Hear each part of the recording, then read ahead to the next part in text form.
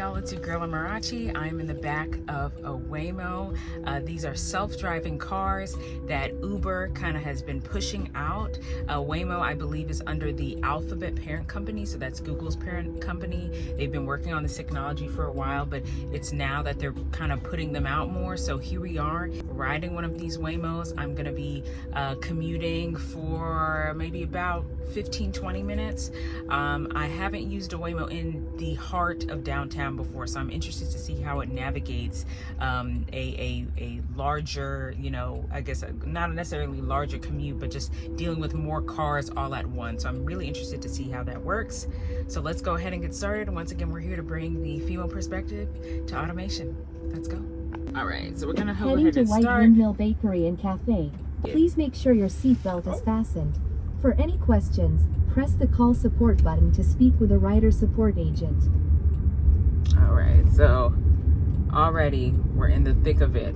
This is probably the fastest I've seen a Waymo accelerate. And I think that's just because we are literally in downtown major streets. This is Cortland, major streets. And you gotta keep up the pace. Gotta keep up the pace for sure.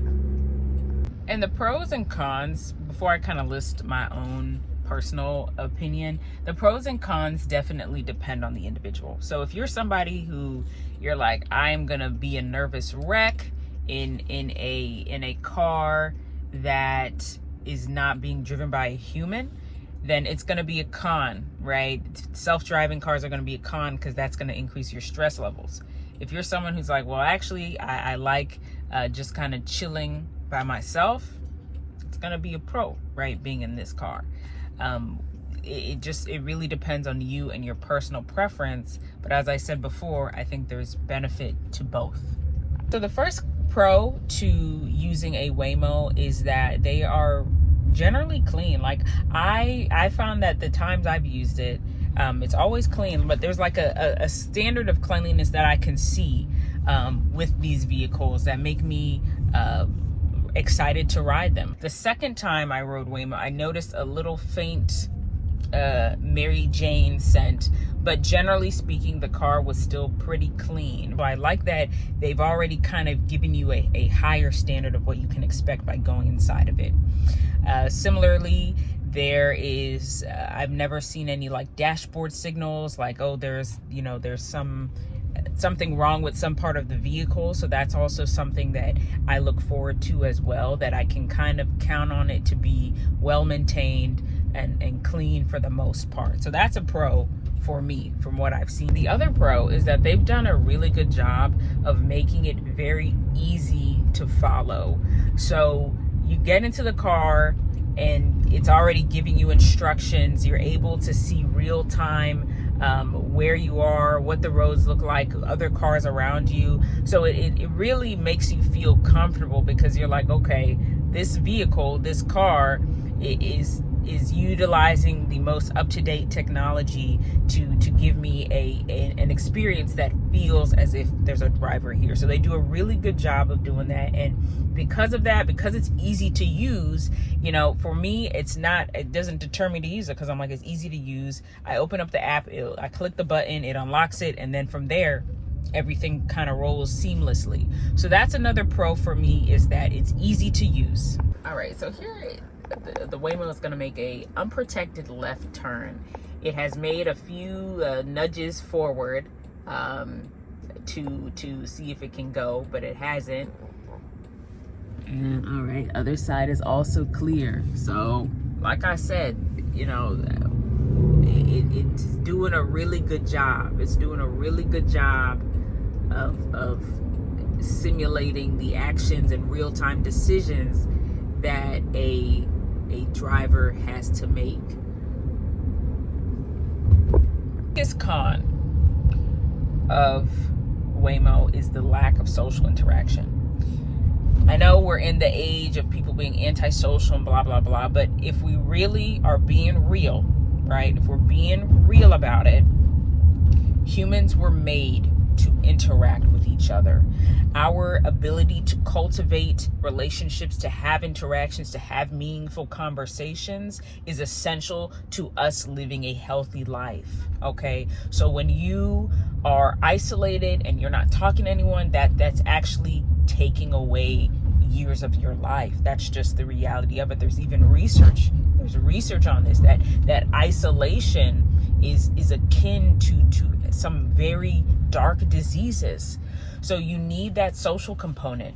For me personally, some of the most profound experiences in my life have come from Uber drivers giving me the push or the instruction or the blessing that I needed in a very challenging season of my life. Or maybe I'm just having a bad day and the conversation uplifts me. Maybe there's a question on my mind and that driver is able to answer it either directly or indirectly, and that's very powerful, or even if it's a little tidbit like, hey, that restaurant down there, they have a $5 happy hour that's really good, and I'm like, wow, I was looking for new places to eat, and boom, there I have a good one.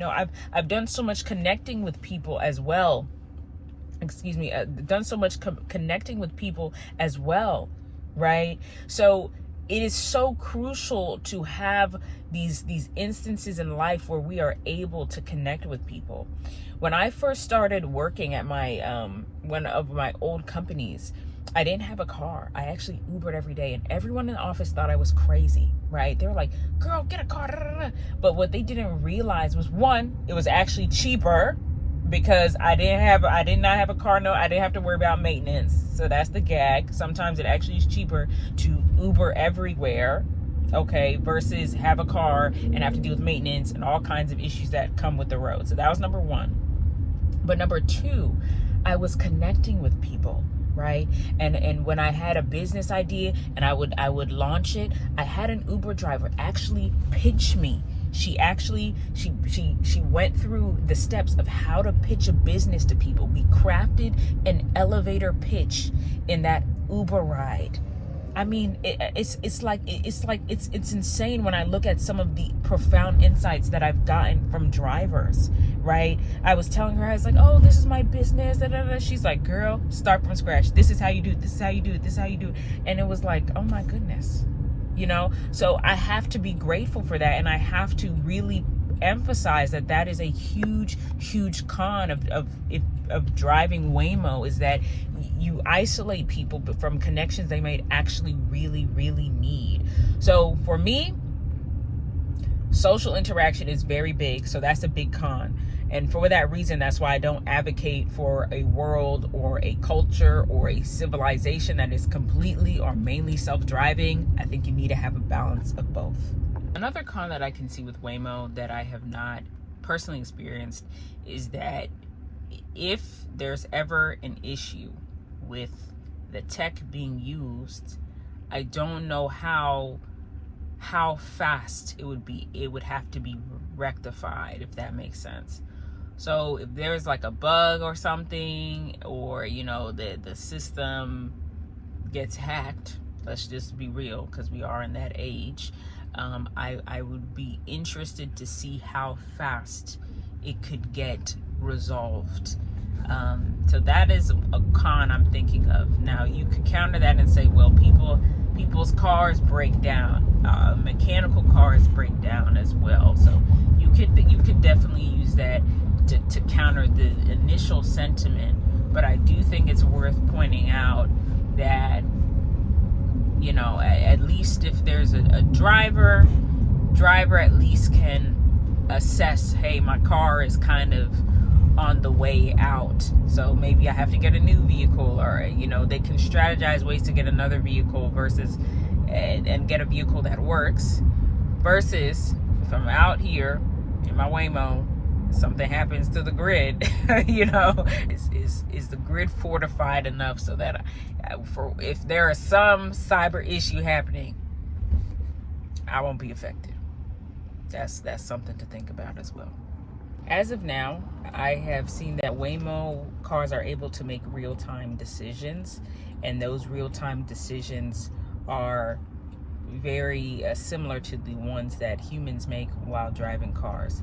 So I am confident in a Waymo's ability to... Don't forget your phone, keys, or wallet. There are more drop-off options in the app.